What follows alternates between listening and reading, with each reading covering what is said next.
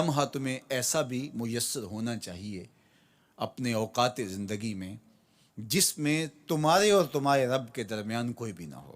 وَتَبَتَّلْ إِلَيْهِ تَبْتِيلًا، سب سے کٹ کے الگ تھلگ ہو کے بالکل یکسوئی کے ساتھ تم اپنی زندگی کے وہ لمحے اپنے رب کے ساتھ جوڑ دو۔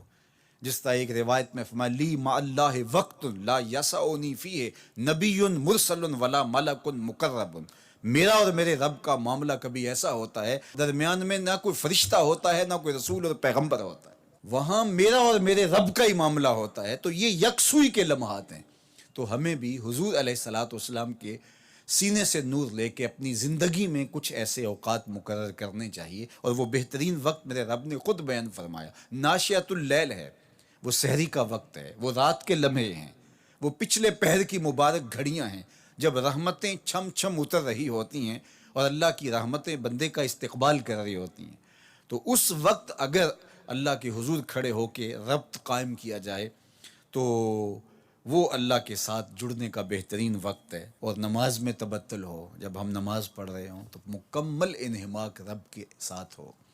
سیدنا علی المرتضیٰ رضی اللہ تعالیٰ عنہ کے بدن میں تیر لگا ہے اور وہ نماز میں مصروف ہیں اور تیر نکال لیا جاتا ہے، جب سلام پھرتا ہے تو پھر آپ کو پتہ چلتا ہے کہ یہ تو جو ہے وہ تیر تھا جو نکال لیا گیا۔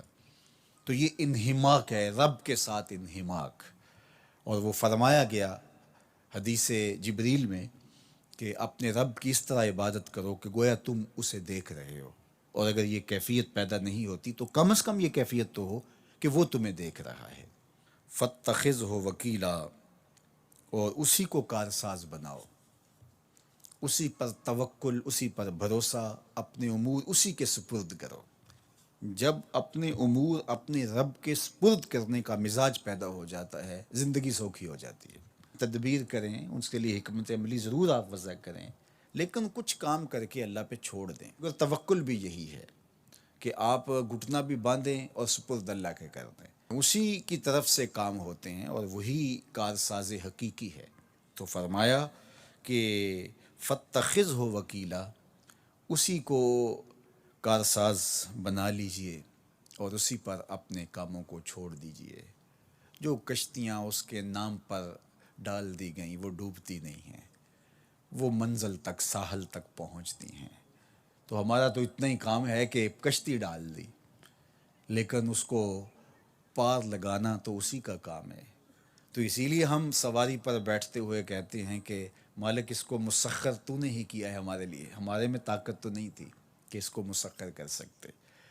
تو یہ اس کے کرم سے ہوتا ہے، تو وہ اگر چاہے تو کوئی مشکل نہیں ہوتی۔ تو اس لیے اپنے کاموں کا کارساز اسی کو بنایا